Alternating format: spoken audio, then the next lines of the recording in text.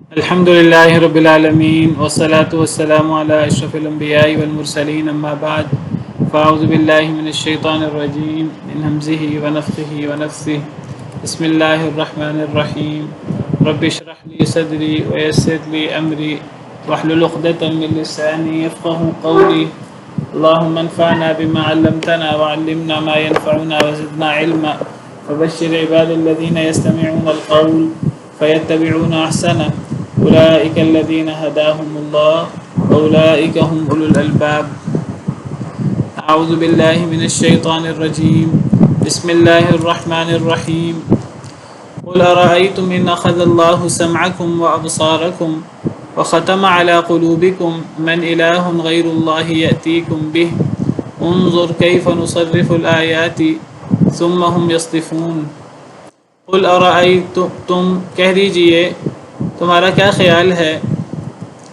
ذرا خبر دو مجھے، ان اخذ اللہ سمعکم و ابصارکم، اگر لے لے اللہ تمہارے کان اور تمہاری آنکھیں، وہ ختم علی قلوبکم، اور مہر لگا دے اللہ تمہارے دلوں پر، من الہ غیر اللہ، کون ہے معبود اللہ کے علاوہ، یأتیکم بہ، جو لے آئے تمہارے پاس یہ، اگر اللہ تمہارے کان لے لے، اللہ تمہاری آنکھیں لے لے اور اللہ تمہارے دلوں پر مہر لگا دے، اللہ کے علاوہ کون معبود ہے جو تمہارے کان، آنکھیں اور دل واپس لوٹا سکے؟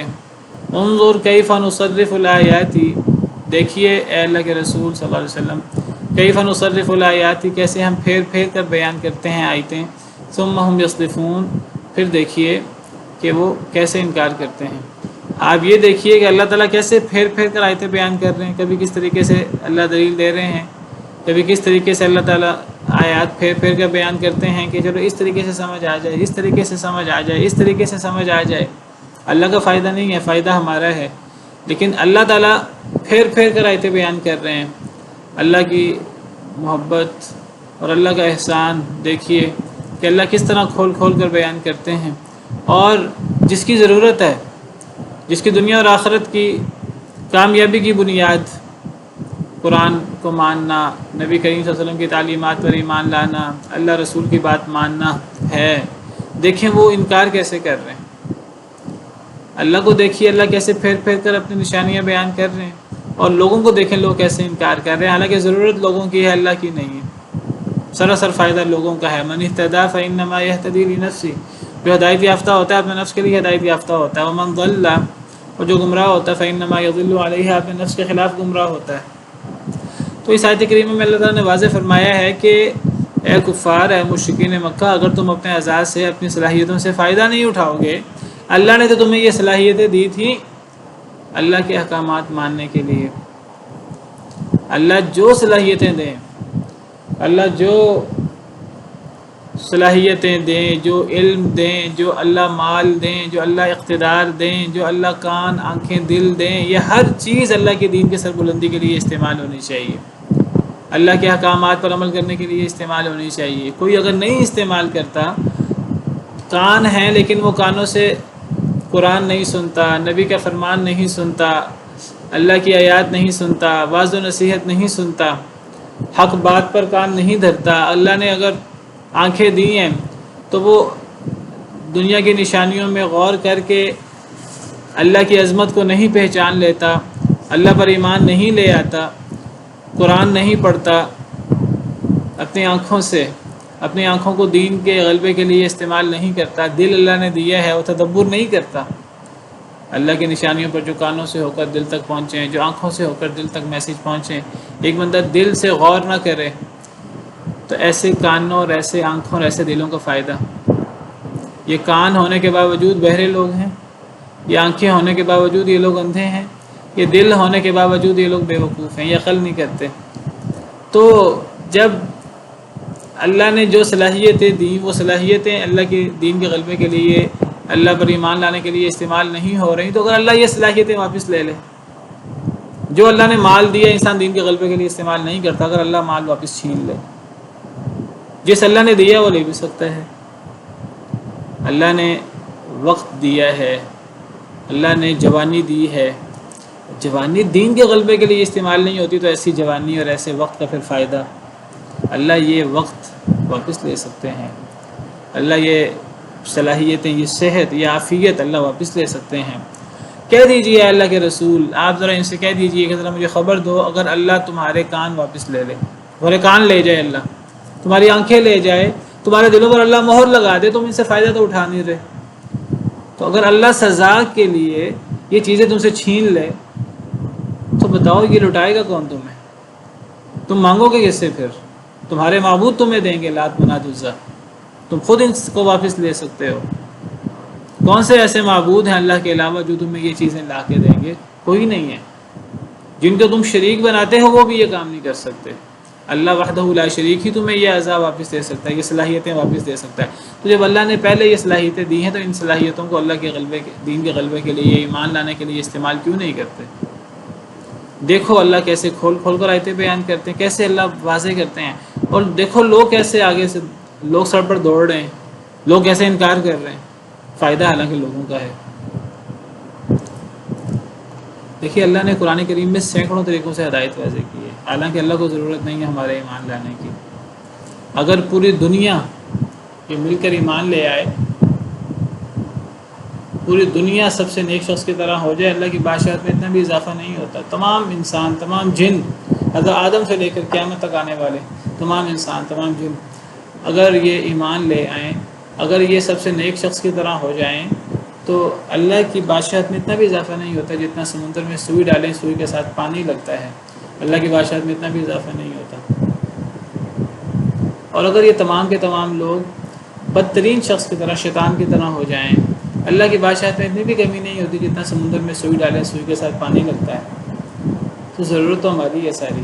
ان احسنتم احسنتم لانفسکم، نیکی کرو گے تو اپنے لیے، وان اسأتم فلہا، گناہ کرو گے، برائی کرو گے تو اپنے خلاف، فائدہ اور نقصان تمہارا ہے۔ لیکن تم انکار کر رہے ہو، اللہ تو کبھی کس طریقے سے بات سمجھا رہے ہیں، کبھی کس طریقے سے بات سمجھا رہے ہیں۔ قل ارأیتکم ان اتاکم عذاب اللہ بغتۃ او جہرۃ، کہہ دیجئے مجھے خبر دو ذرا، اگر آ جائے تمہارے پاس اللہ کا عذاب بغتۃ، اچانک، او جہرۃ، یا علانیہ، هل یہلک الا القوم الظالمون، نہیں ہلاک کی جائے گی مگر ظالم قوم۔ ایک اور انداز سے اللہ بات سمجھا رہے ہیں۔ اللہ کہتے ہیں اگر اللہ کا عذاب آ جائے، یعنی تمہارے کرتوت اس قابل ہیں کہ ایک ایک عمل پر اللہ کا عذاب آ سکتا ہے۔ شرک سے بڑا گناہ کیا ہو سکتا ہے؟ شرک تو بڑی چیز ہے، چھوٹے چھوٹے گناہوں پر، اس سے چھوٹے گناہوں پر صرف انسان نہیں، انسان کے کتنے متعلقین، کتنے جانور عذاب کا شکار ہو سکتے ہیں۔ اس میں ہمیں اندازہ نہیں ہے کہ جب انسان نیک عمل کرتا ہے اس نیک عمل کی برکت کتنی زیادہ ہوتی ہے۔ انسان کے نیک عمل سے صرف انسان نہیں، انسان کے متعلقین، جانور، زمین، پہاڑ، درخت، کتنے برکت ہوتی ہے نیک عمل کی۔ اور جب اس برکت کی وجہ سے بارشیں نازل ہوتی ہیں، اللہ کی رحمتیں نازل ہوتی ہیں، تو کتنی اللہ کی مخلوق اس برکت سے فائدہ اٹھاتی ہے۔ اور جب ایک انسان گناہ کرتا ہے، اس گناہ کی نحوست کتنی زیادہ ہوتی ہے، صرف انسان پر نہیں، اس انسان کے متعلقین پر، زمین پر، درختوں پر، جانوروں پر۔ جب قحط نازل ہوتا ہے لوگوں کے اعمال کی وجہ سے، تو اس قحط کا وبال کس کس پر پڑتا ہے؟ اللہ فرماتے ہیں وَلَوْ يَأْخُذُ اللَّهُ النَّاسَ بِظُلْمِهِمْ مَا تَرَكَ عَلَيْهَا مِن دَابَّةٍ، اگر اللہ لوگوں کے ظلم کی وجہ سے ان کا جو مواخذہ کا حق بنتا ہے، اگر اللہ وہ دنیا میں کرنا شروع کرتے ہیں، اللہ دنیا میں کرتے نہیں ہیں۔ دنیا میں تو اللہ نے ایک جھونکا، اللہ نے دنیا میں تو، اصل تو آخرت ہے جزا سزا کے لیے۔ دنیا میں تو اللہ نے، اگر کوئی اللہ سزا بھی دیتے ہیں وہ سزا نہیں ہوتی، ہم نے پچھلے لیکچر میں پڑھا پچھلے ہفتے، وہ اللہ تو اپنے قریب کرنے کے لیے کوئی سختی، کوئی تنگی اللہ بھیجتے ہیں تاکہ لوگ گڑ گڑائیں اللہ کے سامنے۔ وہ تو لوگوں کو فائدہ ہوتا ہے کہ لوگ اللہ کے قریب ہو جائیں۔ اگر اللہ کا حقوق مواخذہ کرنا شروع کریں، اللہ فرماتے ہیں اگر اللہ لوگوں کا مواخذہ کرنا شروع کر دے تو زمین میں ایک جانور باقی نہ بچے۔ انسان نہیں فرمایا، جانور، حالانکہ جانور کا قصور کوئی نہیں ہے، انسان کے اعمال کی نحوست اتنی زیادہ ہوتی ہے۔ تو کہہ دیجئے ذرا مجھے خبر دو، اگر تمہارے پاس اللہ کا عذاب آ جائے، انسان کے اعمال کی وجہ سے اللہ کا عذاب آ سکتا ہے، سوتے ہوئے آ سکتا ہے، جاگتے ہوئے آ سکتا ہے۔ اگر اللہ کا عذاب آ جائے بغتتاً، اچانک، او جہرتاً، یا علانیہ۔ اب بغتتاً کہا ہے تو اچانک، جہرتاً کا، بغتتاً کا لفظی مطلب اچانک ہے، جہرتاً کا لفظی مطلب علانیہ ہے۔ یہ دونوں الفاظ ایک دوسرے کے متضاد نہیں ہیں. اگر بغتتاً کو دیکھیں اچانک تو پھر جہرتاً کا لفظی مطلب ہے علانیہ. اس کا ایک مفہوم یہ بھی بنتا ہے بغتتاً کو دیکھتے ہوئے کہ بتا کر کچھ علامات کے ساتھ. یعنی اللہ کا عذاب ایسا آئے کہ پہلے اسے کچھ علامات ہوں. بغتتاً وہ ہے جو اچانک آ جائے، یعنی مثلا موت کی صورت میں بعض دفعہ اچانک موت آ جاتی ہے، اچانک حادثہ ہو جاتا ہے. بعض دفعہ علامتیں پہلے آ جاتی ہیں، بیماریاں ہو جاتی ہیں، پھر آہستہ آہستہ انسان کو موقع مل جاتا ہے توبہ کرنے کا، اصلاح کرنے کا. تو جہرتاً کا مطلب علانیہ، یا جہرتاً کا مطلب جس میں علامتیں ہوں عذاب آنے سے پہلے. اگر جہرتاً کو مد نظر رکھ کر بغتتاً کا تو لفظی معنی ہے اچانک. اگر جہرتاً کو سامنے رکھتے ہوئے معنی کرنا تو بغتتاً کا مطلب خفیہ بھی ہو سکتا ہے. جہرتاً کا الٹ خفیہ. تو بغتتاً کا معنی اچانک بھی ہو سکتا ہے اور خفیہ بھی ہو سکتا ہے جہرتاً کے بالمقابل. اور جہرتاً کا لفظی مطلب علانیہ. بغتتاً کے بالمقابل جہرتاً کا معنی کریں تو علامتوں کے ساتھ. تو اللہ کا عذاب علامتوں کے ساتھ بھی آ سکتا ہے، پہلے کچھ علامتیں آ جائیں. اور اللہ کا عذاب اچانک بھی آ سکتا ہے. اللہ کا عذاب پوشیدہ بھی آ سکتا ہے، اللہ کا عذاب علانیہ بھی آ سکتا ہے. اور اللہ کا عذاب آتا کب ہے؟ انسان کے اعمال کی وجہ سے. انسان کے اعمال تو ایسے ہیں کہ اللہ کا عذاب کسی وقت آ سکتا ہے. تو تم اللہ کی نافرمانی کر کے اتنے بے فکر بیٹھے ہو، اگر اللہ کا عذاب آ گیا تو پھر هل يهلك الا القوم الظالمون، نہیں ہلاک کیے جائیں گے مگر ظالم لوگ ہی. وما نرسل المرسلین الا مبشرین ومنذرین، اور نہیں ہم بھیجتے رسولوں کو مگر بشارت دینے کے لیے اور ڈرانے کے لیے. فمن آمن واصلح فلا خوف علیہم ولا هم يحزنون. صحیح پچھلی آیت سے پتہ لگ رہا ہے کہ جب اللہ کا عذاب آتا تو صرف ظالم ہلاک ہوتے ہیں. هل يهلك الا القوم الظالمون، جب اللہ کا عذاب آ جائے گا اچانک یا علانیہ، نہیں ہلاک کیے جائیں گے مگر ظالم. ہم دیکھتے ہیں اللہ کے عذاب میں تو کئی دفعہ جو ظالم نہیں ہوتے وہ بھی شکار ہو جاتے ہیں. جیسے بھی میں نے بات کی بعض دفعہ، یعنی انسانوں کے اعمال کی وجہ سے جانور بھی ہلاک ہو جاتے ہیں، جانور بھی باقی نہیں بچتے. قحط سالی آتی ہے، کوئی زلزلہ آتا ہے تو برے لوگوں کے ساتھ نیک لوگ بھی کئی دفعہ لپیٹ میں آ جاتے ہیں، جانور بھی لپیٹ میں آ جاتے ہیں. تو کیا مطلب ہے کہ نہیں ہلاک کیے جائیں گے مگر ظالم؟ یعنی آخرت میں اس کا جو وبال ہوگا وہ ظالموں پر ہی ہوگا. اگر نیک لوگ بھی لپیٹ میں آ جاتے ہیں، نیک لوگوں نے تو ویسے بھی مرنا تھا، یعنی دنیا میں تو اللہ نے کسی کو بقا نہیں دی. تو اگر کوئی اللہ کی طرف سے کوئی زلزلہ آئے، کوئی اس طرح کی چیز آئے، وہ لوگوں کے اعمال کی وجہ سے آتی ہے. تو ضروری نہیں ہے کہ اس میں صرف وہی لوگ لپیٹ میں آئیں جو ظالم ہیں. اس میں بے گناہ لوگ بھی ایک لپیٹ میں آ جاتے ہیں، لیکن وہ پھر ان کی ہلاکت نہیں ہوتی. یعنی اس معنی میں ہلاکت نہیں ہوتی کہ وہ آخرت میں اللہ کے پھر غضب کے شکار نہیں ہوتے. آخرت میں اللہ تعالیٰ لوگوں کو ساتھ پھر معاملہ ان کی نیت اور ان کے اعمال کے مطابق کرتے ہیں. دیکھیے اگر جانور ہیں یا بے گناہ لوگ ہیں، اگر وہ بھی لپیٹ میں آ جاتے ہیں، موت تو ان پر آنی ہی ہے. دنیا میں جس نے بھی آنا اس نے جانا دنیا سے. آخرت ہے جو جس میں پھر موت نہیں ہے. دنیا میں تو جانا ہی ہے. کوئی اپنے اعمال کے نتیجے میں گیا یا کوئی اللہ کے کسی عذاب کی لپیٹ میں آ گیا. بعض دفعہ ایسے لوگ بھی لپیٹ میں آ جاتے ہیں جن کا وہ قصور نہیں ہوتا، تو پھر نیتوں کے مطابق ان کو اٹھایا جاتا ہے. اللہ عالم. تو یہاں ظالموں نہیں ہلاک کیے جائیں گے مگر ظالم سے مراد یعنی جو دنیاوی اور اخروی جو تباہی اور ہلاکت ہے وہ ظالموں کی ہوگی صرف. جو دوسرے لوگ ہیں ان کے پھر آخرت میں پھر اللہ ان کو ان کے نیت اور ان کے اعمال کے مطابق اٹھائیں گے. اللہ عالم. وما نرسل المرسلین الا مبشرین ومنذرین، اور نہیں ہم بھیجتے رسولوں کو مگر بشارت دینے کے لیے اور ڈرانے کے لیے. رسولوں کی بڑی صفت وہ خوشخبری دینا اور ڈرانا. خوشخبری کس کو دیتے ہیں؟ جو لوگ ایمان لے آتے ہیں، نیک کام کرتے ہیں، ایسے لوگوں کو رسول خوشخبری دیتے ہیں کہ جی اللہ کے انعامات ہیں، جنتیں ہیں، بڑا اچھا بدلہ ہے. اور جو لوگ نہیں مانتے ان کو ڈراتے ہیں. تو دونوں کام کرتے ہیں رسول، خوشخبری دینے کا بھی ڈرانے کا بھی. تو خوشخبری بھی دینی چاہیے اور ڈرانا بھی چاہیے، دونوں کام کرنے چاہیے. صرف خوشخبریاں نہیں دینی چاہیے.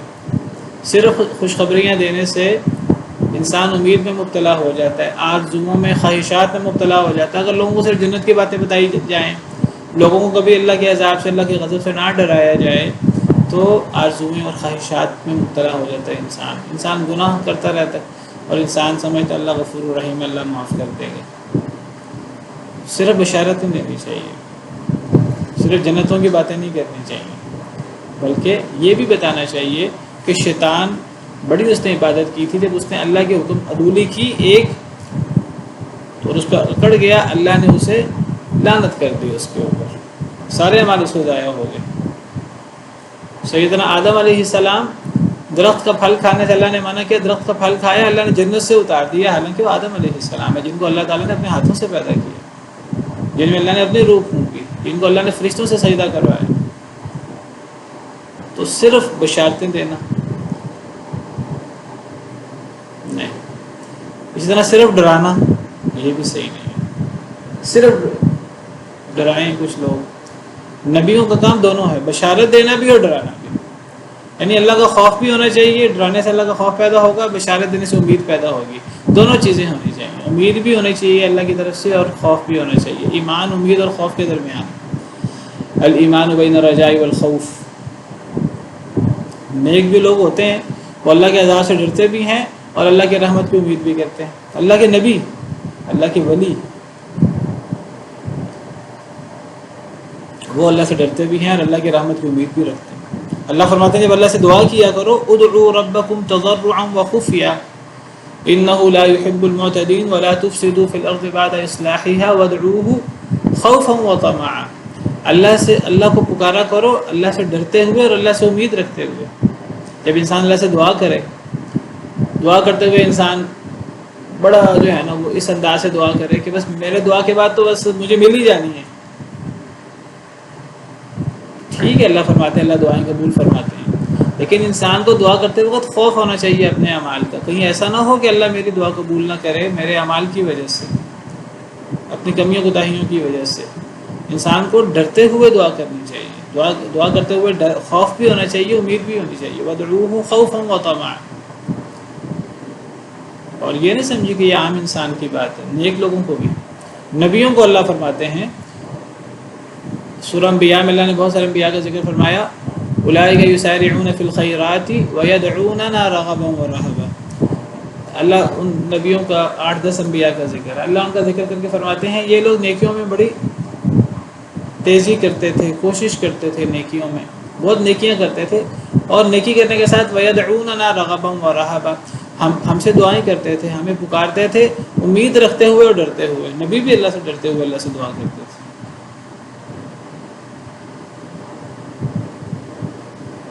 اللہ فرماتے ہیں جن کو تم اللہ کے علاوہ پکارتے ہو، جن کو تم معبود بناتے ہو، اللہ فرماتے ہیں تم انہیں معبود کیسے بنا لیتے ہو، حالانکہ وہ لوگ اللہ کا قرب تلاش کرنے کی کوشش کرتے تھے اور وہ اللہ سے دعائیں کرتے تھے ڈرتے ہوئے اور امید رکھتے ہوئے. اولئک الذین یدعون یبتغون الی ربہم الوسیلۃ ایہم اقرب ویرجون رحمتہ ویخافون عذابہ. تو اللہ کی رحمت کی امید رکھتے تھے، اللہ کے عذاب سے ڈرتے تھے. تو ایمان، امید اور خوف دونوں کے درمیان ہوتا ہے. تو ڈرانا بھی چاہیے، بشارت بھی دینی چاہیے. بشارت جو لوگ ایمان لاتے ہیں، نیک اعمال کرتے ہیں، انہیں بشارتیں دینی چاہیے، ساتھ انہیں بھی ڈرانا چاہیے کہیں ان سے گناہ نہ ہو جائے. اللہ کا ڈر ان میں بھی ہونا چاہیے. اور جو لوگ گناہ کرتے ہیں، جو لوگ اللہ کی نافرمانی کرتے ہیں، انہیں ڈرانا چاہیے. اگر یہ ڈرانے والوں کو بھی خوشخبریاں دے سکتے ہیں کہ بھئی اگر آپ ایمان لے آؤ گے تو دیکھو اللہ نے یہ انعام بھی رکھا ہے، یہ انعام بھی رکھا ہے. کئی دفعہ ایک بندہ جو ہے وہ خوشخبری سے ایک بندے کا دل دین کی طرف مائل ہو جاتا ہے. تو نبیوں کا کام بشارت بھی دینا ہے اور نبیوں کا کام ڈرانا بھی ہے. ویسے ڈرانا زیادہ ہوتا ہے، ڈرانا زیادہ ہوتا ہے. کئی جگہوں پر اللہ نے نبیوں کی ایک ہی صفت بیان کی ہے، ڈرانا. تبارک الذی نزل الفرقان علی عبدہ لیکون للعالمین نذیرا. بہت بابرکت ہے، سورہ فرقان کی پہلی آیت ہے. بہت بابرکت ہے وہ ذات جو جس نے اپنے بندے پر فرقان اتارا تاکہ وہ تمام جہان والوں کے لیے ڈرانے والا بن جائے. اسی طرح قل یا ایھا، سورہ حج میں قل یا ایھا الناس انما انا لکم نذیر مبین. کہہ دیجیے اے سب لوگوں میں تم سب کی طرف واضح ڈرانے والا ہوں. صرف ڈرانے کی بات ہے. تو ڈرانے کا ذکر قرآن میں زیادہ ملتا ہے. اس کی وجہ شاید یہ ہے کہ کافر زیادہ ہوتے ہیں، ہمیشہ نافرمان زیادہ ہوتے ہیں، تو ڈرانا زیادہ ہوتا ہے. لیکن صرف ڈرانا نہیں ہونا چاہیے، ساتھ بشارت دینا بھی. یا ایھا النبی انا ارسلناک شاہدا ومبشرا ونذیرا فمن آمن واصلح فلا خوف علیہم ولا هم يحزنون.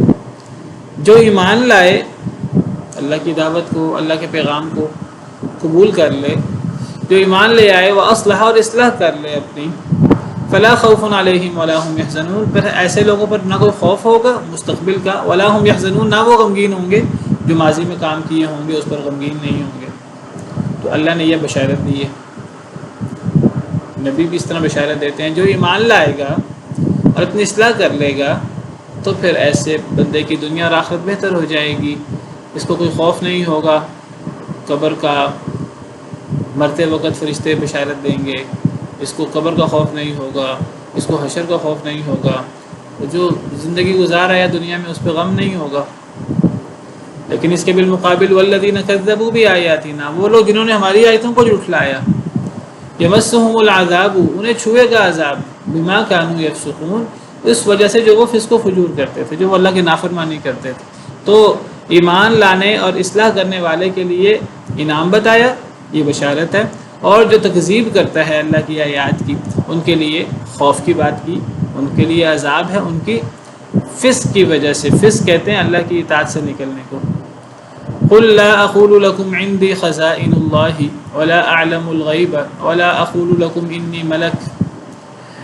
قل لا اقول لكم، کہہ دیجئے اے اللہ کے رسول صلی اللہ علیہ وسلم، لا اقول لكم عندي خزائن اللہ، نہیں میں کہتا تمہارے لیے کہ میرے پاس اللہ کے خزانے، ولا اعلم الغیب، اور نہیں میں جانتا غیب کو، ولا اقول لكم انی ملک، اور نہیں میں کہتا تمہیں کہ بے شک میں فرشتہ ہوں.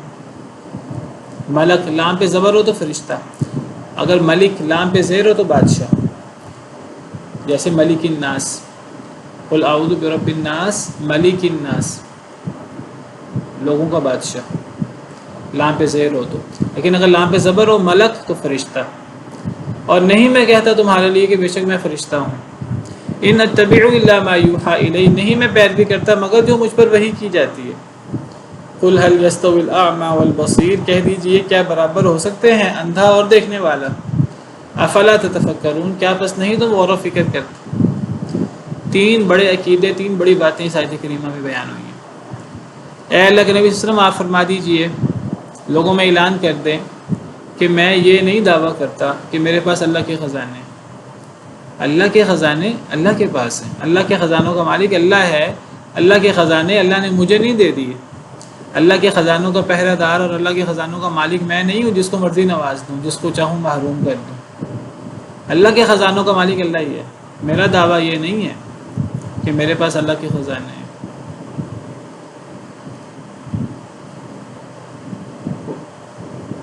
دوسری بات، ولا اعلم الغیب، میرا دعویٰ یہ بھی نہیں ہے کہ میں غیب جانتا ہوں. میں نہیں کہتا کہ میں غیب جانتا ہوں. ولا اقول لكم انی ملک، میں یہ بھی نہیں کہتا کہ میں فرشتہ ہوں. یعنی اللہ حکم دے رہے ہیں اور نبی کریم صلی اللہ علیہ وسلم اعلان فرما رہے ہیں. اور یہ بات اور بہت سارے دلائل سے ثابت ہے جو اللہ تعالیٰ یہاں نبی سے کہلوا رہے ہیں. اور یعنی اللہ تعالیٰ چاہتے ہیں کہ انسانوں کو یہ عقیدہ ہو، اور اللہ یہ بات نبی سے کہلوا رہے ہیں. اب کچھ ایسے لوگ ہیں جو ان تینوں باتوں میں مخالفت کرتے ہیں، اللہ کی بھی اور نبی کریم صلی اللہ علیہ وسلم کی بھی، اور اپنی طرف سے وہ سمجھتے ہیں کہ ہم نبی کریم صلی اللہ علیہ وسلم سے محبت کا ثبوت دے رہے ہیں، یہ ہماری نبی کریم صلی اللہ علیہ وسلم سے محبت ہے. یہ محبت نہیں ہے، یہ غلوب ہے. یہ وہ غلوب ہے جو یہودیوں عیسائیوں نے کیا اپنے نبیوں کے بارے میں، اپنے ائمہ کے بارے میں. عیسائیوں نے عیسیٰ کو اللہ کا بیٹا اللہ بنا دیا، یہودیوں نے حضرت عزیر علیہ السلام کو اللہ کا بیٹا بنا دیا. یہ غلوب تو انسان کو تباہ کر دیتا ہے. جب خزانے اللہ کے ہیں اور اللہ کے خزانوں کے کوئی انتہا نہیں ہے، کوئی حساب کتاب نہیں ہے، تو اللہ کے خزانے اللہ کے پاس ہیں۔ اللہ کے خزانے کا مالک نبی نہیں ہے۔ جب نبی صلی اللہ علیہ وسلم نہیں ہے تو اور کیسے کوئی ہوگا؟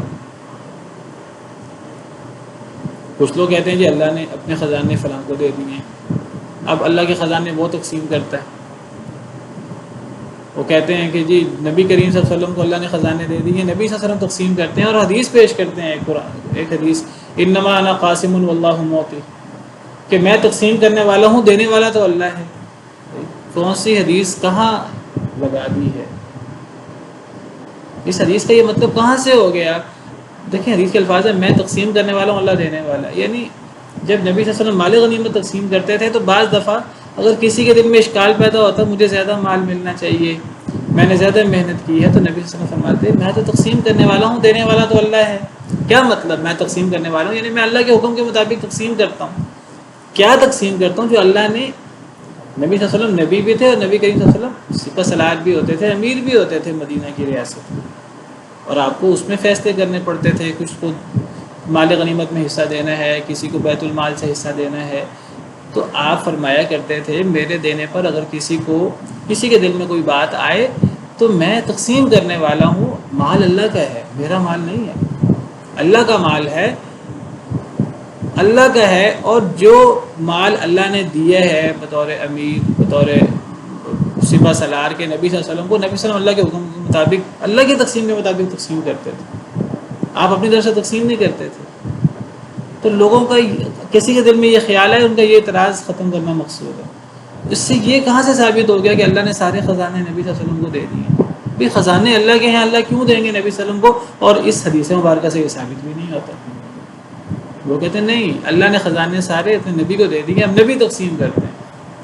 بھائی نبی صلی اللہ علیہ وسلم اپنی زندگی میں، دیکھیں اس کی مثال ایسے ہے، اللہ تعالیٰ کسی کو مالدار بنا دے دنیا کے اندر، وہ مالدار بندہ وہ دنیا میں غریبوں کو اگر وہ دیتا ہے تو بالکل ٹھیک ہے، اچھی بات ہے، دینا چاہیے، وہ اس مال میں سے دیتا ہے جو اللہ نے اسے دیا ہے۔ اس کا یہ مطلب کہاں سے ہو گیا؟ اگر کوئی مالدار لوگ غریبوں کے اندر رقم تقسیم کرتا ہے، اس کا مطلب یہ کہاں سے ہو گیا اللہ نے اسے سارے خزانے دے دیے ہیں؟ پھر اللہ کے خزانوں کا تو کوئی شمار کتاب نہیں ہے، کوئی حساب نہیں ہے۔ اللہ کے خزانے یعنی ہم تصور نہیں کر سکتے، یعنی اگر اللہ کے خزانوں کی تو صورتحال یہ ہے، اللہ نے حدیث مبارکہ میں، حدیث قدسی میں اللہ تعالیٰ فرماتے ہیں کہ اگر تمام انسان، تمام جن، حضرت آدم سے لے کر قیامت تک آنے والے تمام انسان، تمام جن اگر ایک بھی دان میں اکٹھے ہو جائیں، اور جس کے دل میں جو خیال آئے، دیکھیے جو انسان کے خیال کی پرواز ہوتی ہے نا، یہ اس کی کوئی حد نہیں ہوتی، سب سے محدود چیز انسان کی نظر ہے، انسان جس کو دیکھتا ہے، اس سے زیادہ وسعت انسان کی سننے میں ہے، اور اس سے زیادہ وسعت انسان کی سوچ میں ہے۔ یعنی آپ ہیں یا میں ہوں، تو ہم نے دنیا میں کتنا مال دیکھا ہوگا؟ ممکن ہے کروڑ روپیہ دیکھا ہو، اس سے زیادہ نہ دیکھا ہو، ممکن ہے کروڑ سے 1 ارب دیکھا ہو، 10 کروڑ دیکھا ہو، 50 کروڑ دیکھا ہو۔ کتنا مال ہم دیکھ سکتے ہیں اپنی آنکھوں سے؟ آنکھوں سے دیکھنا بہت محدود ہوتا ہے، لیکن سننا بہت زیادہ وسیع، اس میں بہت وسعت ہوتی ہے۔ ہم نے سنا ہوا ہے قارون کا خزانہ، بہت سے مالدار لوگوں کے بارے میں، بہت سے شہزادوں کے بارے میں، بہت سے دولت خرچ کرنے اڑانے والوں کے بارے میں ہم نے سنا ہے کہ وہ یہاں خرچ کرتے ہیں۔ سننے کی وسعت حد بہت زیادہ ہوتی ہے دیکھنے کے مقابلے میں، دیکھنا بہت محدود ہوتا ہے۔ ہم نے اتنی خوبصورتی نہیں دیکھی جتنی سنی ہے۔ حضرت یوسف کو اللہ نے آدھا حسن دیا تھا، نبی کریم صلی اللہ علیہ وسلم کو اللہ نے کتنا حسین بنایا، اللہ کی کائنات کتنی، جنت میں حوریں کیسی ہوں گی، جنت کی، ہمیں سنی ہے یہ چیز۔ سننے کی وسعت زیادہ ہوتی ہے، اور سوچنا اس کی وسعت سننے سے بھی بہت زیادہ ہوتی ہے۔ کتنا مال ہم نے دیکھا ہے، وہ سب سے محدود ہے۔ کتنے مال اور نعمتوں کے بارے میں سنا ہے، اس کی وسعت دیکھنے سے بہت زیادہ ہے۔ اور میرا دل ایک تصور کرتا ہے، میں تصور کچھ بھی کر سکتا ہوں۔ قارون کا خزانہ ہے نا، قارون کا خزانہ کے بارے میں اللہ نے فرمایا اتنا خزانہ تھا کہ غلاموں کی ایک جماعت چابیاں اٹھاتی تھی، جن کمروں میں وہ خزانہ پڑا ہوتا تھا ان کمروں کی چابیاں وہ غلاموں کی ایک جماعت اٹھاتی تھی. یہ کتنا خزانہ ہوگا؟ ہم کہہ سکتے ہیں جی 50 من سونا ہوگا بالفرض، اس سے زیادہ کر لیں جتنا آپ. لیکن تصور تو بہت، یعنی آپ تصور کر سکتے ہیں، آپ تصور کریں کہ اللہ کے خزانے کتنے زیادہ ہوتے ہیں. تصور کریں آپ، اللہ کے خزانوں کو تو ہم تصور بھی نہیں کر سکتے. انسان ویسے سوچے کہ دنیا جو ہے یہ سونے کی بھر جائے. یہ دنیا چھوڑیں، دنیا تو چھوٹی ہے، اس سے بڑی کوئی جگہ ہو، یہ پوری زمین و آسمان سونے کے بھر جائے. تصور انسان کچھ بھی کر سکتا ہے. تصور کی وسعت بہت زیادہ ہوتی ہے. اب حدیث مبارکہ کیا ہے ذرا غور کریں. حدیث مبارکہ ہے اگر حضرت آدم سے لے کر قیامت تک آنے والے تمام انسان اور جن ایک میدان میں اکٹھے ہو کر جو ان کے دل میں خیال آئے، جو ان کے دل میں تصور آئے، اگر وہ اللہ سے مانگ لیں جو خیال آئے، اس کی یعنی خیال کی وسعت سب سے زیادہ ہوتی ہے. جس کے دل میں جو خیال آئے وہ سارے لوگ ایک میدان میں کھڑے ہیں، سارے انسان، سارے جن، حضرت آدم سے لے کر قیامت تک آنے والے، اور جو ان کے دل میں خیال آتا ہے وہ اللہ سے مانگیں، اور پھر اللہ دے بھی دے. جو وہ مانگے اللہ سے اپنے خیال کے مطابق اللہ دے بھی دے. تو اللہ کے خزانے میں اتنی کمی نہیں ہوتی جتنا سمندر میں سوئی ڈالیں تو سوئی کے ساتھ پانی لگتا ہے. یہ صحیح حدیث مبارکہ ہے. تو یہ خزانے ہم کہیں کہ اللہ نے نبی کو دے دیے ہیں یا اللہ نے فلاں مخلوق کو دے دیے. اللہ تو فرما رہے ہیں میں نے نہیں دیے. نبی فرما رہے ہیں کہ میں نہیں تو کہتا میرے پاس اللہ کے خزانے. ہم کہتے ہیں نہیں، اللہ نے دے دیے ہیں. اللہ نے تو اپنے خزانے فلاں اقطاب ابدالوں کو دے دیے ہیں، کتبوں کو دے دیے ہیں، اور نبیوں کو دے دیے ہیں. جنت اللہ تعالیٰ نے حضرت حسین کو دے دی ہے، وہ جنت حسین کی جس کو مرضی وہ دے دیں. اللہ معاف کرے. وہ قیامت کے دن خود ان کو اپنی پڑی ہوگی، سب کو اپنی پڑی. ایسے موقع آئیں گے نبی بھی نفسی نفسی کہہ رہے ہوں گے. اللہ کے خزانے اللہ کے پاس ہیں. اللہ نے کسی کو کیوں دینے ہیں؟ اللہ کی صفات اللہ کی ہیں، اللہ نے اپنی صفات کسی کو کیوں دینی ہے؟ کہ اللہ کی صفات ہم تقسیم کرنے لگے ہوئے ہیں. علم غیب اللہ کا ہے، اللہ کی صفت ہے. قل لا يعلم من في السماوات والارض الغیب الا اللہ. اللہ تو قرآن میں فرماتے ہیں کہ اے نبی صلی اللہ علیہ وسلم آپ فرما دیجئے آسمان و زمین میں، نہ آسمان میں نہ زمین میں کوئی غیب جانتا ہے سوائے اللہ کے. ہم کہتے ہیں نہیں جانتے ہیں. غیب وہ جو ذاتی ہے وہ تو وہ عطائی ہے، وہ جانتے ہیں. بھئی ہمیں ان تقسیم میں اور ان فلسفوں میں پڑھنے کی کیا ضرورت ہے؟ نبی کہہ رہے ہیں اللہ کے حکم سے ولا اعلم الغیب، میں غیب نہیں جانتا. ہم کہتے ہیں نہیں نبی غیب جانتا. نبی قرآن میں فرماتے ہیں، اللہ نے قرآن میں نبی سے کہلوایا قل لا املک لنفسی نفعا ولا ضرا الا ما شاء اللہ. کہہ دیجئے میں تو اپنے نفس کے نفع نقصان کا مالک نہیں ہوں، مگر جو اللہ چاہے وہ ہوتا ہے. وَلَوْ كُنْتُ أَعْلَمُ الْغَيْبَ، اگر میں غیب جان لیتا لَاسْتَكْثَرْتُ مِنَ الْخَيْرِ وَمَا مَسَّنِيَ السُّوءُ، میں ساری خیریں اکٹھی کر لیتا اور مجھے کبھی کوئی برائی نہ آتی. اگر نبی کو غیب کا پتہ ہوتا تو جو برائی آنی ہوتی نبی وہ کام کرتے ہی نہ. اور اگر نبی کو غیب کا پتہ ہوتا کہ یہ جنگ کرنے سے، یہ کام کرنے سے فتح ہونی ہے تو نبی لازماً وہ کام کرتے. نبی کو غیب کو پتہ نہیں ہوتا تھا، لہذا جنگوں میں نقصان بھی ہوا ہے، جنگوں میں فتوحات بھی ہوئی ہیں، آزمائشیں سب سے زیادہ نبیوں کو آئی ہیں. اگر نبی اللہ فرماتے ہیں نبی سے، نبی آپ اعلان کر دیجیے اگر میں غیب جانتا ہوتا مجھے کبھی کوئی تکلیف نہ پہنچتی، ساری خیریں میں اکٹھی کر لیتا. سب سے زیادہ آزمائشیں تو نبی کی ہوئی ہیں. اتنی واضح آیات ہیں قرآن. ہم پھر کہتے ہیں نبی غیب جانتے ہیں. پھر نبی کہتے ہیں میں نہیں کہتا میں فرشتہ ہوں. ہم کہتے ہیں نہیں نبی فرشتہ ہیں. ہم کہتے ہیں نبی انسان نہیں، نبی نوری مخلوق ہے، فرشتہ ہے، نبی انسان نہیں ہو سکتا. یعنی ایک بات اللہ حکم دے رہے ہیں، ایک بات نبی اللہ کے حکم سے فرما رہے ہیں، اور اس جیسی سینکڑوں دلائل ہیں. لیکن ہم نے نہیں مانا اور ہم سمجھتے ہیں کہ ہم نبی سے محبت کا ثبوت دے رہے ہیں. کوئی محبت نہیں ہے. اگر یہ محبت ہے تو پھر عیسائی بھی کہنے دیجئے، پھر عیسائی بھی عیسیٰ سے محبت کرتے ہیں، پھر ان کو بھی نہیں روکنا چاہیے. پھر یہودی بھی حضرت عزیر علیہ السلام سے محبت کرتے ہیں، پھر ان کو بھی نہیں روکنا چاہیے. یہ محبت نہیں ہے، یہ غلوب ہے. یہ حضرت عیسیٰ عیسائیوں کے دشمن بن جائیں گے قیامت کے دن، کہ جن لوگوں کو پوجا جاتا ہے اللہ کے بالمقابل، وہ لوگ قیامت کے دن پوجنے والوں کے دشمن بن جائیں گے۔ اللہ فرماتے ہیں ومن اضل ممن يدعو من دون الله من لا يستجيب له الى يوم القيامه وهم عن دعائهم غافلون، اس سے بڑھ کر گمراہ کون ہو سکتا ہے جو اس کو پکارے جو قیامت تک اس کی پکار کا جواب نہیں دے سکتا، اس کی پکار کو قبول نہیں کر سکتا قیامت تک۔ وهم عن دعائهم غافلون، قبول کہاں سے کریں، وہ تو غافل ہے ان کی پکار سے۔ واذا حشر الناس كانوا لهم اعداء، اور جب میدان محشر لگے گا تو وہ دشمن بن جائیں گے، وَكَانُوا بِعِبَادَتِهِمْ كَافِرِينَ، اور ان کی عبادت سے انکار کر دیں گے۔ حضرت عیسیٰ انکار کر دیں گے عیسائیوں کی عبادت سے، دشمن بن جائیں گے عیسائیوں کے۔ اسی طرح جو نبی کریم صلی اللہ علیہ وسلم کو اللہ کی صفات دے گا، اللہ کا شریک بنائے گا، اللہ کو مدد کے لیے پکارنے کے ساتھ نبی کو مدد کے لیے پکارے گا، اللہ کے نام کے ساتھ نبی کا نام برابر کے لیول پہ وہ لکھے گا ہر جگہ، جو صفات اللہ کی ہیں وہ نبی کو دے گا، اور اپنی طرف سے وہ محبت کر رہا ہے، یہ محبت نہیں ہے، یہ غلو ہے، جس سے اللہ تعالیٰ نے صراحت سے منع کیا، یا اہل الکتاب لا تغلوا فی دینکم ولا تقولوا علی اللہ الا الحق، اے اہل کتاب اپنے دین میں غلو نہ کرو اور اللہ پر حق کے علاوہ کچھ نہ کرو۔ اور پھر اللہ نے یہی مثالیں پیش کی ہیں حضرت عیسیٰ کا اللہ کہنے کی ہے، بیٹا کہنے کی، یہی چیز آج امت محمدیہ بھی کر رہی ہے، والعیاذ باللہ۔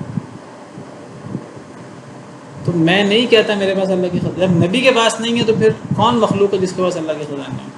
کسی کے پاس اللہ کے خزانے نہیں ہیں۔ جب نبی غیب نہیں جانتا تو کون نبی سے بڑھ کر ایسا ہو سکتا ہے وہ غیب جانے؟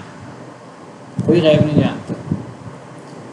اور جب نبی فرشتہ نہیں ہے، نبی نورانی مخلوق نہیں ہے، نبی بشر ہے، حضرت آدم کی اولاد ہے اور آدم مٹی سے تھے، نبی صلی اللہ علیہ وسلم بھی بشر ہیں۔ قل انما انا بشر مثلکم یوحی الی، کہہ دیجئے میں بشر ہوں تمہارے جیسے، مجھ پر وحی نازل ہوتی ہے۔ تو پھر اور کون ہے جو انسانوں میں سے نورانی مخلوق ہو؟ کوئی اور نہیں ہو سکتا۔ ان نتبع الا ما یوحی الی، ہاں میں بشر ہوں، فرشتہ نہیں ہوں، مجھ پر وحی نازل ہوتی ہے، میں وحی کی پیروی کرتا ہوں، جو وحی مجھ پر ہوتی ہے میں اس کی پیروی بھی کرتا ہوں خود بھی، اور لوگوں کو اللہ کا پیغام بھی سنا دیتا ہوں۔ قل هل يستوي الاعمى والبصير، اب نبی صلی اللہ علیہ وسلم نے قرآن کی صورت میں، قرآن کی تشریح حدیث کی صورت میں دعوت پہنچا دی لوگوں تک، اللہ کا پیغام پہنچا دیا لوگوں تک۔ اب کوئی مانتا ہے تو وہ مسلمان ہے، وہ بینا ہے، وہ دیکھنے والا ہے، وہ بصیر ہے۔ جو نہیں مانتا تو وہ کافر ہے، وہ اندھا ہے، وہ گونگا ہے، وہ بہرا ہے۔ کتنی دفعہ ہم پڑھ چکے ہیں، جو اللہ کی دی ہوئی صلاحیتوں سے فائدہ نہ اٹھائے۔ اللہ نے آنکھیں دی ہیں، کوئی بندہ آنکھوں سے اللہ کی نشانیاں نہیں دیکھتا وہ اندھا ہے، جو کانوں سے حق بات نہیں سنتا وہ بہرا ہے، جو دل سے حق بات پہ غور نہیں کرتا وہ اس سے بڑھ کر بے وقوف کون ہے؟ جس کو اللہ نے زندگی دی ہے اور اپنی زندگی کو دین کے لیے، اسلام لانے کے لیے، اللہ کے دین کے غلبے کے لیے استعمال نہیں کرتا تو وہ زندگی اس میں ہے ہی نہیں، وہ تو مرا ہوا ہے، وہ تو مردہ ہے۔ مسلمان زندہ ہے اور کافر مردہ ہے، مسلمان بینا ہے اور کافر نابینا ہے۔ نبی صلی اللہ علیہ وسلم پر اللہ نے وحی نازل کی ہے، نبی خود بھی اس پر عمل کرتے ہیں اور لوگوں کے سامنے وہ وحی رکھ دیتے ہیں۔ جو اس وحی کو مان لے وہ بینا ہے، اور جو نہیں مانتا وہ نابینا ہے۔ کہہ دیجئے نابینا اور بینا برابر نہیں ہو سکتے۔ افلا تتفکرون، کیا بس تم غور و فکر نہیں کرتے؟ وَأَنذِرْ بِهِ الَّذِينَ يَخَافُونَ أَن يُحْشَرُوا إِلَىٰ رَبِّهِمْ لَيْسَ لَهُم مِّن دُونِهِ وَلِيٌّ وَلَا شَفِيعٌ لَعَلَّهُمْ يَتَّقُونَ، اور ڈرائیے اے اللہ کے رسول صلی اللہ علیہ وسلم، بھی اس کے ذریعے، کس کے ذریعے؟ اس قرآن کے ذریعے، الذین ان لوگوں کو، یخافون جو ڈرتے ہیں، ان یحشروا الی ربہم کہ انہیں اکٹھا کیا جائے گا ان کے رب کی طرف، لیس لہم من دونہ ولی ولا شفیع، نہیں ہوگا ان کے لیے اللہ کے علاوہ نہ کوئی دوست نہ کوئی سفارشی، لعلہم یتقون تاکہ وہ ڈر جائیں۔ اللہ تعالیٰ نبی کو حکم دے رہے ہیں کہ نبی آپ کیا کریں، آپ ڈرائیے، نبی کا کام ڈرانا، بشارت بھی دینا اور ڈرانا بھی، اور میں نے کہا ڈرانا زیادہ ہوتا ہے، پیچھے بشارت اور ڈرانے دونوں کا ذکر ہے، اب یہاں صرف ڈرانے کا ذکر ہے کیونکہ بات کفار کی ہو رہی ہے۔ آپ ڈرائیے، اور ڈرایا کس سے جاتا ہے؟ قرآن کے ساتھ۔ ڈرانا جس کو واعظ کہتے ہیں، نصیحت کہتے ہیں، تو یہ واعظ و نصیحت اور ڈراوا انذار کس سے ہوتا ہے؟ یہ قصوں کہانیوں سے نہیں ہوتا۔ لوگ سمجھتے ہیں کہ جی لوگوں کو قصے کہانیاں، یہ قرآن اور سنت یہ اصل میں پرانی چیزیں ہو گئی ہیں۔ اب لوگوں کو اگر ڈرانا ہے تو لوگوں کو بزرگوں کے قصے سنانے چاہیے۔ یہ قصوں سے انذار نہیں ہوتا، انذار ہوتا قرآن سے۔ اور ڈرائیے اے اللہ کے رسول صلی اللہ علیہ وسلم اس قرآن کے ذریعے۔ جو انذار قرآن سے ہوگا کسی اور چیز سے نہیں ہوگا۔ فذکر بالقرآن من یخاف وعید، سورہ قاف کے آخر میں اللہ فرماتے ہیں اے نبی صلی اللہ علیہ وسلم نصیحت کیجیے اس قرآن کے ساتھ جو میری ڈانٹ سے ڈرے۔ سورہ قمر میں اللہ فرماتے ہیں وَلَقَدْ يَسَّرْنَا الْقُرْآنَ لِلذِّكْرِ فَهَلْ مِن مُدَّكِرٍ، ہم نے قرآن کو آسان کر دیا نصیحت کے لیے، کوئی نصیحت حاصل کرنے والا ہے؟ قرآن سے بڑی کوئی تذکیر نہیں ہے، قرآن سے بڑی کوئی نصیحت نہیں ہے، قرآن سے بڑا کوئی انذار نہیں ہے۔ قرآن سے ڈرانا چاہیے، قرآن سے لوگوں کو نصیحت کرنی چاہیے۔ قرآن کو پڑھیں گے تو دیکھیں پتہ لگے گا جنت جہنم، جنت کے وعدے، جہنم کی وعیدیں۔ جو اللہ کی بات مانے اس کے لیے کیا انعام ہے، جو اللہ کی بات نہ مانے اس کے لیے کیا سزائیں ہیں۔ قرآن کا ہر صفحہ اس میں آپ کو ایسی آیات مل جائیں گی۔ قرآن سے بڑی نصیحت کوئی نہیں ہے، اور بات کرنا چاہیے قرآن سے کرنا چاہیے۔ جمعوں میں، درسوں میں قرآن حدیث بیان کرنا چاہیے، اس پہ فوکس ہونا چاہیے۔ ہاں ساتھ تائید کے لیے بندہ کوئی بات اور کر سکتا ہے، لیکن ایک بندہ فوکس قصوں کہانیوں پہ کر دے، ساتھ کبھی کوئی آیت بھی پڑھ لے، نہیں۔ نبی کریم صلی اللہ علیہ وسلم کو بعض نصیحت قرآن سے ہوتا تھا، سنت سے ہوتا تھا، مختصر ہوتا تھا، مختصر بات ہوتی تھی، دو ٹوک بات ہوتی تھی، جامع بات ہوتی تھی، قرآن و حدیث سے ہوتی تھی۔ یہی انذار کا انداز ہے۔ اور ڈرائیے اس قرآن کے ساتھ کن لوگوں کو؟ ان لوگوں کو جو ڈرتے ہیں کہ انہیں اکٹھا کیا جائے گا ان کے رب کی طرف۔ اللہ فرماتے ہیں کہ اے نبی صلی اللہ علیہ وسلم اس قرآن کے ذریعے ان لوگوں کو ڈرائیے جو قیامت کے دن اکٹھا ہونے سے ڈرتے ہیں۔ کیا مطلب؟ یعنی جو قیامت کے دن اکٹھا ہونے سے ڈرتے ہیں کہ ہم قیامت کے دن اکٹھے ہوں گے اور اللہ تعالیٰ ہمارا حساب کریں گے تو ہمیں اپنی اصلاح کرنی ہے، ایسے لوگوں کو قرآن سے ڈرائیے، ایسے لوگوں کو قرآن کے ڈرانے سے فائدہ ہوگا۔ لیکن کیا مطلب اس آیت کا؟ کیا اس آیت کا مطلب ہے جو لوگ ڈرتے نہیں ہیں انہیں نہیں ڈرانا چاہیے؟ کچھ لوگ جو ڈرتے ہیں کہ قیامت کے دن اللہ کے سامنے پیش ہونا ہے، اللہ کو حساب دینا ہے، ایسے لوگوں کو تو ڈرانا چاہیے قرآن سے، اس آیت سے پتہ لگتا ہے۔ لیکن کیا اس آیت کا یہ مفہوم ہے کہ جو ڈرتے نہیں ہیں آپ انہیں ڈرائیں تو آگے سے واقعہ مذاق اڑائیں، آگے سے ٹھٹھا کریں، آگے سے کہیں ہمیں نصیحت نہ کیا کرو؟ تو کیا ایسے لوگوں کو ڈرانا چاہیے کہ نہیں ڈرانا چاہیے؟ اس آیت کریمہ کی روشنی میں ہم کیا کہیں گے؟ سر ان کو بھی ڈرانا چاہیے لیکن نصیحت وہ پکڑیں گے تو مومن ہیں۔ وذکر فإن الذکرى تنفع المؤمنین۔ ڈرانا سب کو چاہیے، نتیجتاً فائدہ کس کو ہوگا؟ فائدہ اس کو ہوگا جو ڈرتا ہے آخرت سے، اس کو وہ فائدہ اٹھایا جائے گا۔ ڈرانا ہر ایک کو ہے۔ اس کو آپ ایسے سمجھیے جیسے ہم نے سورہ بقرہ کے شروع میں پڑھا ان الذین کفروا سواء علیہم اانذرتہم ام لم تنذرہم لا یؤمنون۔ کافر لوگ ان پر برابر ہے، آپ انہیں ڈرائیں یا نہ ڈرائیں وہ ایمان نہیں لائیں گے۔ یہاں کن کافروں کی بات ہو رہی ہے؟ یہاں کافر، بڑے بڑے کافروں کی، کفار کے سرداروں کی بات ہو رہی ہے۔ اس کا مطلب یہ نہیں ہے کہ اب انہیں ڈرانا ختم کر دیا جائے۔ سورہ بقرہ کے شروع میں اللہ فرماتے ہیں ھدی للمتقین، قرآن میں متقین کے لیے یہ ہدایت ہے، جو ڈرتے ہیں۔ جو ڈرتے نہیں ہیں ان کے لیے ہدایت نہیں ہے، انہیں نہیں ڈرانا چاہیے، انہیں واعظ نہیں کرنا چاہیے، نہیں، واعظ سب کو کرنا چاہیے۔ وذکر فإن الذکریٰ تنفع المؤمنین، آپ نصیحت کیجئے، نصیحت مومنین کو فائدہ دیتی ہے۔ ایک بندہ کہ مجھے تو پھر صرف مومنین کو واعظ کرنا ہے، کافروں کو تو واعظ کرنے کی ضرورت ہی نہیں ہے۔ نہیں، جو کافر نتیجے کے اعتبار سے مومن ہو جائیں گے بعد میں، جن کے تو چاہے وہ پہلے کافر ہیں، انہیں نصیحت کریں گے، وہ ایمان لے آئیں گے، اللہ ان کے دل بدل دیں گے، تو ہمارا کام ہے نصیحت کریں ہر ایک کو۔ یہ نتیجے کی بات ہو رہی ہے۔ نتیجتاً فائدہ کون اٹھائیں گے؟ ایمان والے۔ نتیجتاً فائدہ کون اٹھائیں گے؟ ڈرنے والے۔ نتیجتاً فائدہ کون اٹھائیں گے؟ جو قیامت کے دن اللہ کے سامنے کھڑا ہونے سے ڈرتے ہیں، انہیں فائدہ ہوگا۔ ہمارا کام ہے ہم ہر ایک کو ڈرائیں، ہم ہر ایک کو ہم امر بالمعروف کریں، نہی عن المنکر کریں، حکمت کے ساتھ، دانائی کے ساتھ۔ تو ڈرائیے اس قرآن کے ساتھ ان لوگوں کو جو ڈرتے ہیں کہ انہیں اکٹھا کیا جائے گا ان کے رب کی طرف، انہیں کیا ڈرائیے اس قرآن کے ذریعے؟ انہیں یہ ڈرائیے لیس لہم من دونہ ولی ولا شفیع، کوئی اللہ کا نافرمان ہے تو اس کے لیے قیامت کے دن نہ کوئی دوست ہوگا نہ کوئی سفارشی ہوگا. یہ ڈرائیے قیامت کے دن کوئی دوستی، کوئی سفارش، کوئی قیامت کے دن کوئی ایسی چیز کام نہیں آئے گی. جی جی جی جیسے قرآن میں آیا ہے کہ جو جاہل ہیں، جو بحث کرتے ہیں اور جاہل ہیں، ان کو سلام کے لیے اردو جی تو ادھر یہ قانون کرنا ہونے کو ان کو بھی ڈرانا، ان کو بھی ڈرانا ہے. سلام تب کرنا جب وہ بحث مباحثہ پر اتر آئیں. جب وہ کچھ بحثی کرنے لگیں پھر بندہ ان سے اعراض کر کے بندہ سلام کہہ کے گزر جائے. لیکن ڈرانا ان کو بھی ہے. اب نبی کریم صلی اللہ علیہ وسلم جب دعوت دیتے تھے تو مشرکین آگے سے بحث کرتے تھے، مشرکین آگے سے گالم گلوچ کرتے تھے، برا بلا کہتے تھے، تکلیفیں دیتے تھے.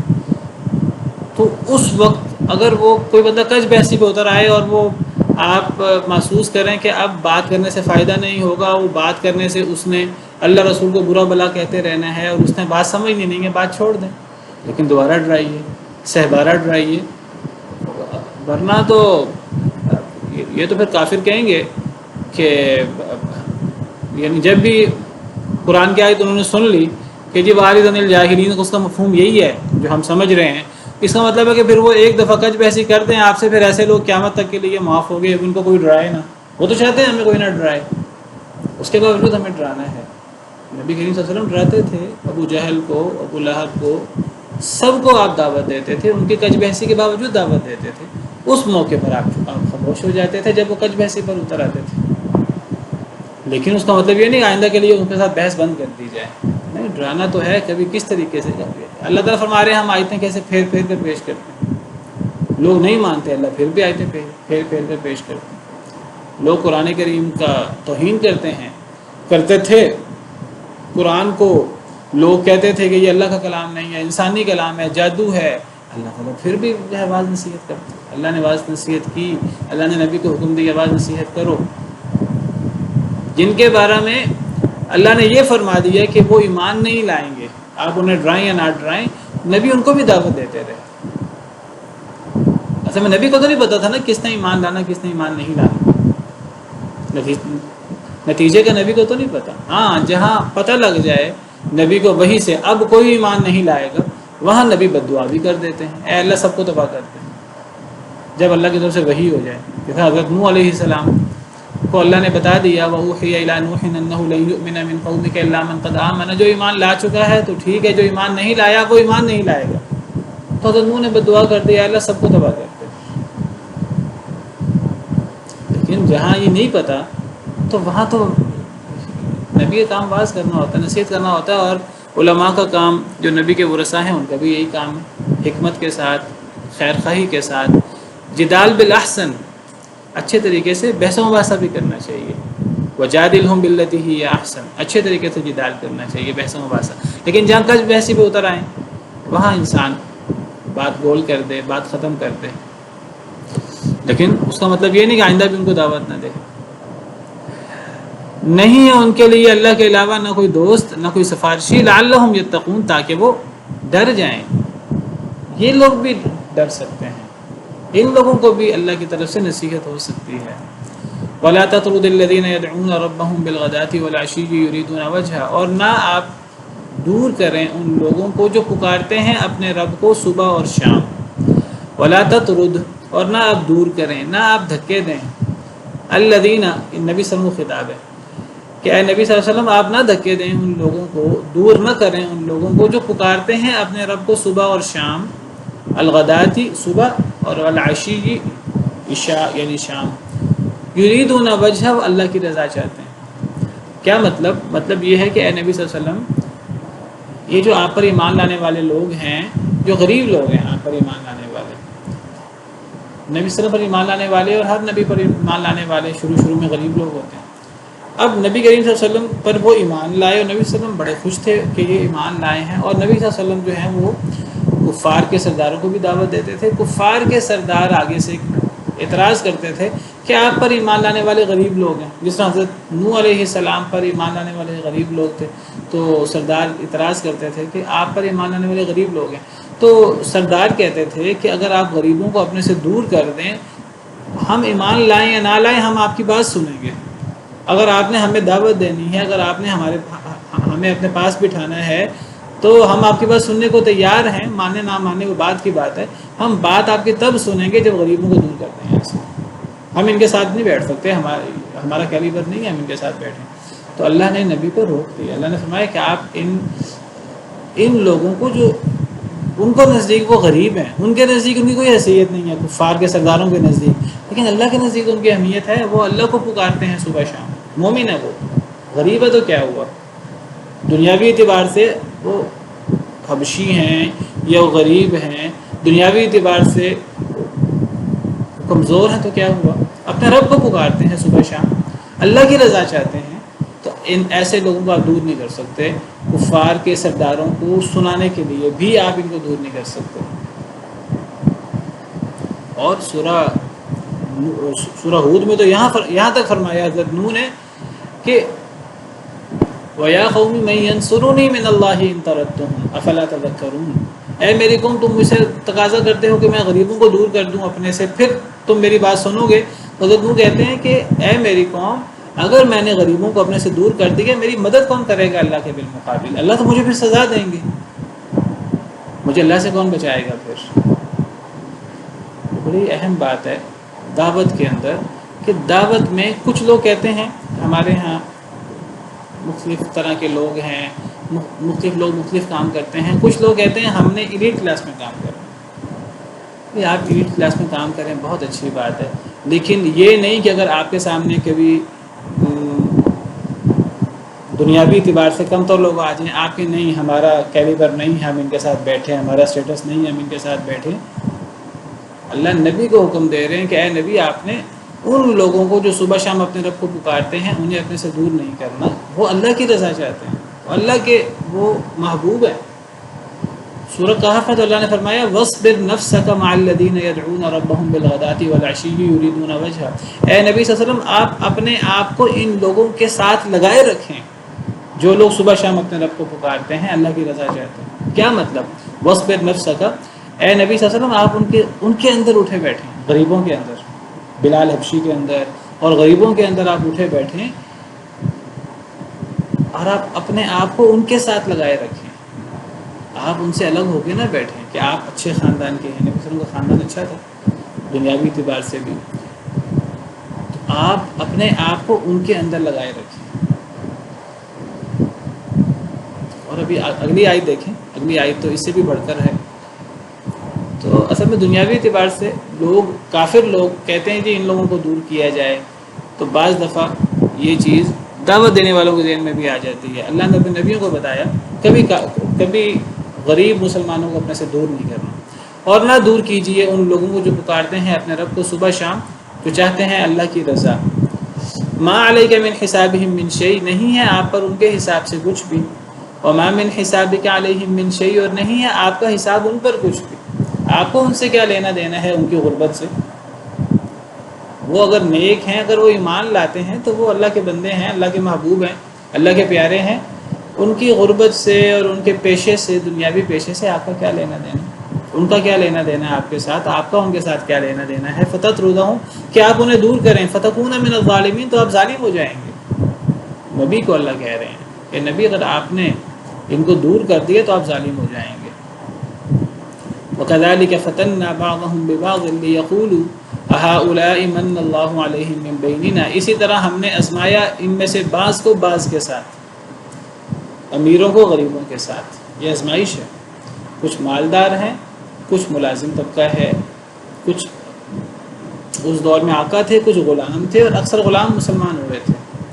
یہ اللہ کی آزمائش ہے کہ جو دنیاوی اعتبار سے کم تر لوگ تھے وہ ایمان لے آئے. اب وہ جو برتر لوگ تھے دنیاوی اعتبار سے، کافر تھے ویسے، ان کو یہی ایمان قبول، کئی دفعہ وہ کہتے ہیں ہم ایمان قبول کرتے ہیں، کئی دفعہ انہیں باتیں کچھ اپیل کرتی ہیں اسلام کی، وہ اس لیے قبول نہیں کرتے تھے ہم اب ان غلاموں کی طرح ہو جائیں، یہ غلاموں کو ہم سے دور کر دیا جائے، پھر ہم کچھ سوچ لیتے ہیں.